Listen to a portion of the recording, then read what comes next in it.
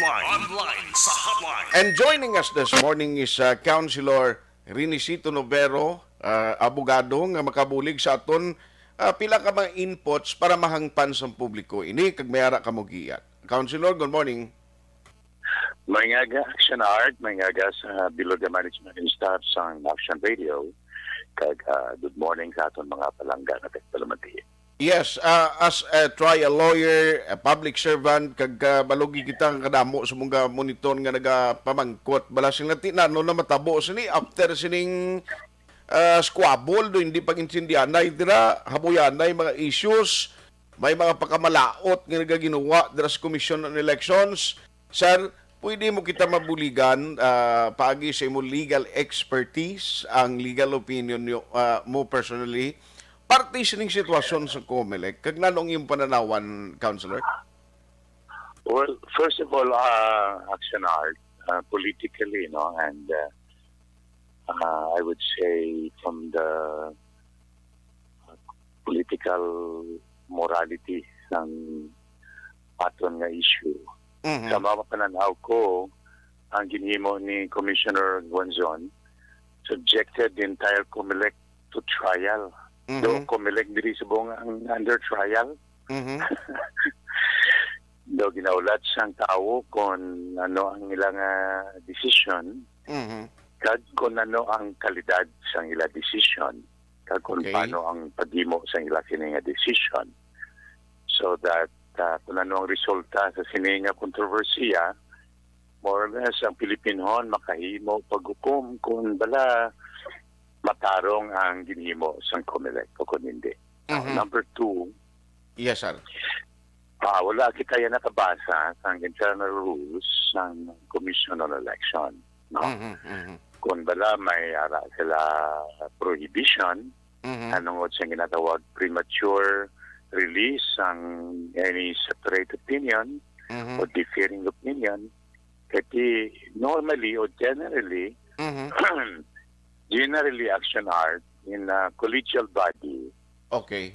So far though, this is the first instance, as far as I know, as far as my personal knowledge is concerned, this is the first instance nga daw nag-una ang separate opinion sa isa at miyembro sa isa ka-collegial tribunal, collegial body, sang sa main decisions nga ginahimo na usually sa isa kaponente.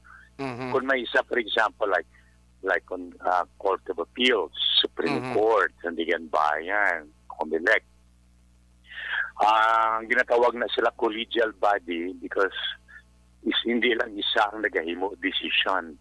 At least tatlo. Ang una may 5. So that is a college of judges. So that's why it's called collegial body. Okay. So kung may hara na isa ka kaso nga desisyonan, sina nga body nag-raffle na sila nag-decide kung sino ang may masulat sa desisyon. Okay. Karon, kung ina nga desisyon, conforme ang iban, may sila sa ila concurring opinion. Or may mo lang sila, mapirma lang sila nga nagka-concur. Kung nag-dissent sila, may mo na sila sang ila separate or dissenting opinion.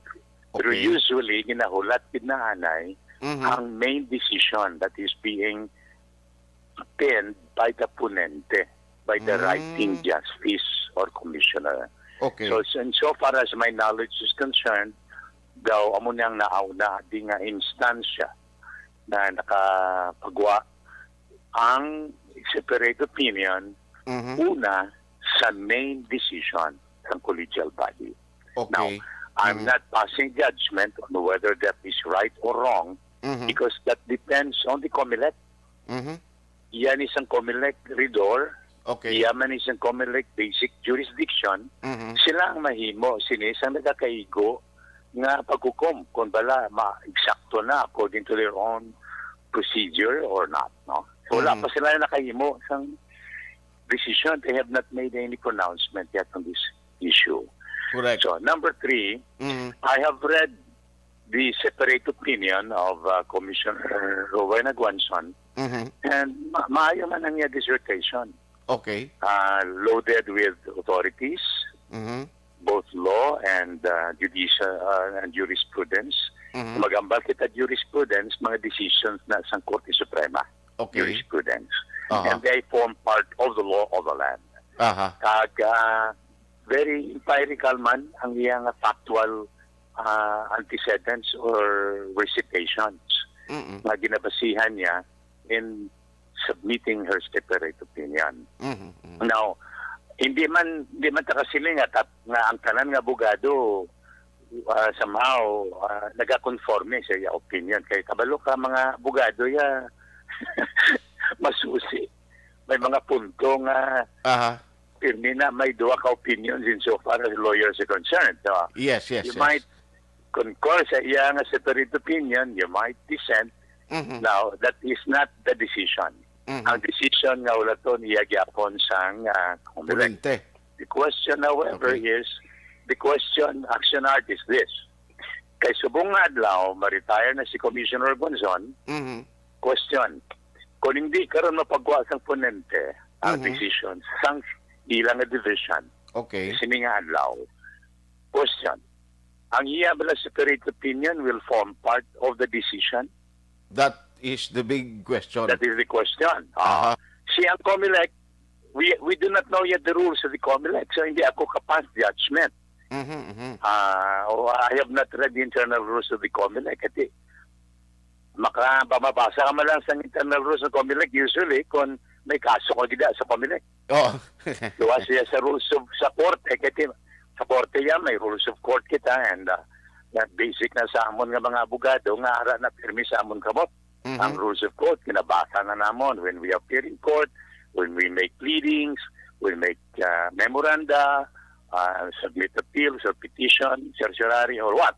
So sa Comelec, usually makuha ka lang nasa kopya sa internal rules kung may kaso ka da. So subong kay wala po yan sa ginahandol na kaso sa Comelec. So I have not gotten the copy of their internal rules kung bala the same internal rules they had before or in-modify nila or what, no? So, pamangkot lang kita sa Comelec and they have to act on this. They have to make a pronouncement. Until now, ma'am sila whether or not ang separate opinion ni Commissioner Gonzon na iyan naging palayag before she retired would form part of the decision that would be written by the ponente. Correct. If it is submitted today. The next question is, now, if it is submitted not today, but tomorrow, so wala na si Commissioner Gonzon. So will her separate opinion still form part officially of the decision? So there are two possibilities. Number one, that Como ginimo yun ang separate opinion when she was yet a member of the division. One possibility is that they could possibly consider that, no, as part of the division decision. The other possibility is, kung wala na siya officially, so ang iya separate opinion will just simply be an academic opinion. Academic na. Hindi na siya magiging official, decisive nga bahin sang ilang decision. Kaya hindi na siya official na bahin sang division. So it will no longer hold water. But it will only stand as an academic opinion. So amo na ang question na dapat i-subtun sa Comelec. However, ini nga issue actually action art sa ako lang ipananaw will not stop sa Comelec lang nga level. Kung sino man na mapagdaog o mapirde, most likely will raise this issue. Alas 8:31 na. Abang ko na istoryahan ta subong nga ginaplastan ni Councilor Attorney Renisito Novero is the possibility. Ano bala ang mga matabo sini? Damo ka question ti ano ni man, sano magapagwagid ang ponente kag ang division sang ila sini nga desisyon. Now, you were saying kay Inasar? Okay. Sorry, hard noted na, no? Yes, sir. Okay. Ano tuliwat ang question mo, tapusan ko lang inampal ko kayo na. But siling ko, I mean nga issue will not stop the division ni Commissioner Gonzon. Kung sino man na ma-PRB sa sinangang decision, ma-raise na sina on appeal or by way of motion for reconsideration sa ilang in bank and bank Comelec. Now, kung sino man na ma-PRB, possibly again, will raise that sa Supreme Court. by way of a petition. Okay. Bahin nila nga modus ang appeal. Maybe it's a petition for certiorari and pure question of law or whatever. But muna ang final arbiter, sining nga controversy. The question, however, is if and when that happens, kano ni matapos? Kaya ang election natin is May 9. Gani man. So, kung amo na mga process, yung mention mo. Action art, yes, sir. possibilities na naman eh. Okay, possibilities, and take it as a legal, humble opinion from me. I'm yes, not sir. claiming to be erudite lawyer, but this is what I believe can possibly happen. Kung maglabot sa Korte Suprema, number one, two possibilities man. No? One is either ma-disqualify si Marcos. Number two, hindi siya ma-disqualify. Kung hindi siya ma-disqualify, kung magdaog siya sa election, he becomes president. Now, kung ma-disqualify siya, even if he wins, then he will be considered to have not filed validly his certificate of candidacy because he was disqualified in the first place. Okay. So muna ang question ta. Okay, so ina siya mga posibilidad nga matabo na, no? Pero ang makasabat sinatanan is the Comelec kun bala kun amo nang matuon nga ginambal mo nga bisan after na election dra pa makapagawa sila sa desisyon nga ma-disqualify si Marcos, ang white pa mabalaan gali kun bala automatic na siya kung ano na ang matabo attorney nga councilor nga hindi siya gali qualified supposedly, and even ang pag-file isang COC hindi dapat pagbatunon o muna. Well, that's why ang actuations in Comelec Sabong puts every issue on limbo. Okay. Para sa limbo ang karang issue, and the entire Philippine Republic actually is in bondage. Captive nila sa ilang actuation. That's why I was saying sa opening pa lang natin nga pagsigilanon sa bunga aga that it seems that it is the Comelec that is on trial in this particular case. Kung ang ila integrity, ang ila wisdom, ang ila dedication and devotion to duty, these things are all on trial in this particular case. Kay although Areo na-mention magkainang at hindi ka familiar gisang iladra nga internal rules, pero dapat sinigiliyan nga ang first division magpagwaan na yung desisyon nila as a whole nga as part of that division kung anong desisyon nila sa disqualification case ni Marcos doon mo na siya. Yeah, that is a general principle, that is a general procedure and practice na gina-observe usually sa collegial body. I have not known of any collegial body na ginaalaw ang pag-reveal sa desisyon separate or dissenting opinion before nagawa ang main decision. Sadya, no? Pero Aryo, interesado ko pala, sir, because may mga namuno sa akon. What is really sub judice means, nano ina siya nga proseso, magsiling ka sub judice man? When you say sub judice, like may kaso abisabong sa korte. Hindi na dapat i-diskusyonan na kaso sa korte. For example, lalo sa radyo, ira mo i-debate as if you're making issues, you are influencing the decision of the court based on your own opinion that might sway public opinion. Yes. Or against judicial decision. Anything that is subject of a judicial decision, amo na ginatawag sub judice. Okay. So may apply also sa Comelec kati para sini kung nakita naton sila ti basi sub judice na ang ginimo ni Commissioner Guanson, but being a lawyer kan hindi man siguro. Well, amo na gani, they have to check their own rules. They have to check their own rules. Do they allow that? Kaya kung magsiling ka sub judice, hindi man na dapat i-discuss kay wala pa na decision. But that is a political thing, action art. That is a political issue.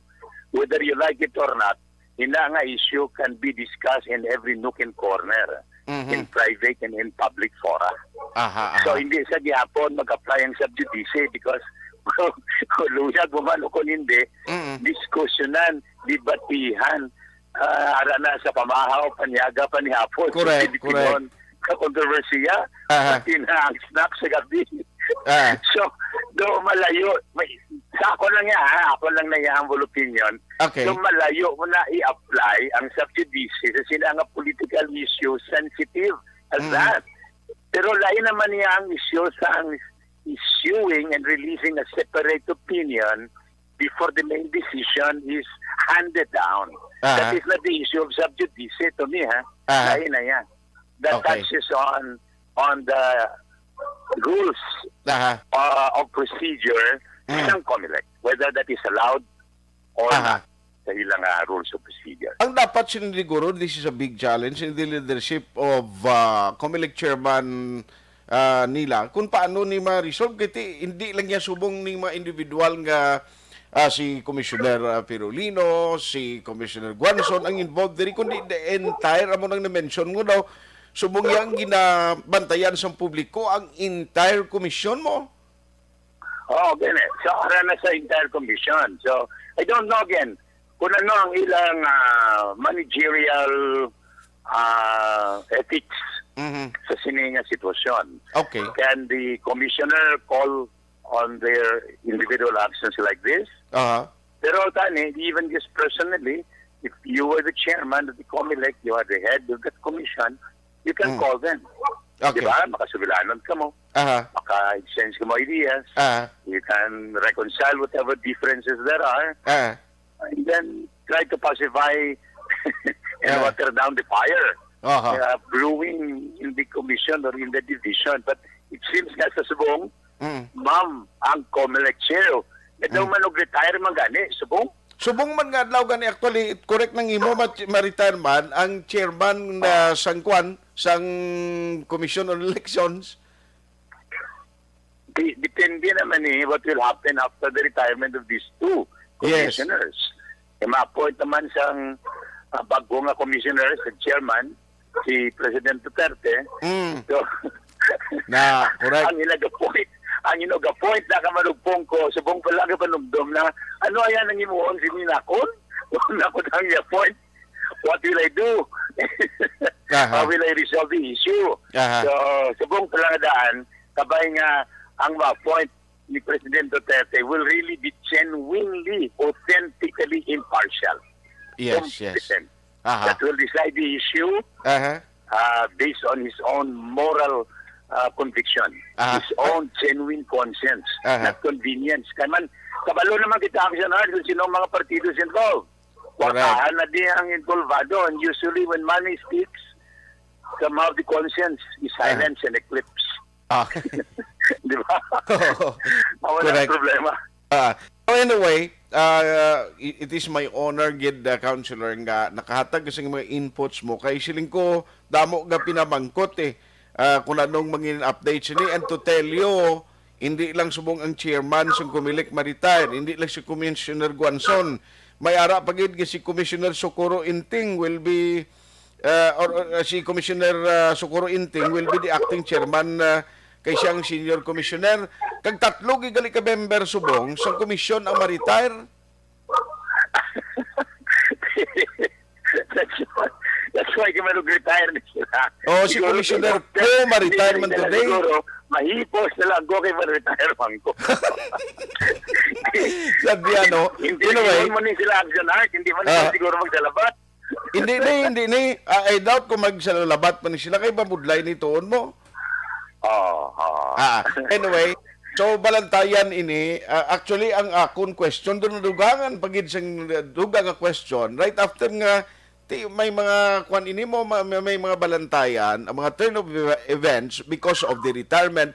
Kag ini ang katuod challenge ni sa Comelec to sa national kung paano nila once and for all masettle ini kag maplastar nga ang credibility kag pagsalig sang tao ara gyapon sa ila, sir. That's why I said, and I say again, in this particular case, it is the Comelec that is on trial. Yes, sir. On that note, Councilor, thank you so much for having you this morning, and God bless. Salamat gid sa time. Thank you very much, and may God continue to protect us against COVID-19 and may we seek clarity in the decision of the Comelec for the sake of the whole nation. Salamat, Kid. Salamat. Action Hotline.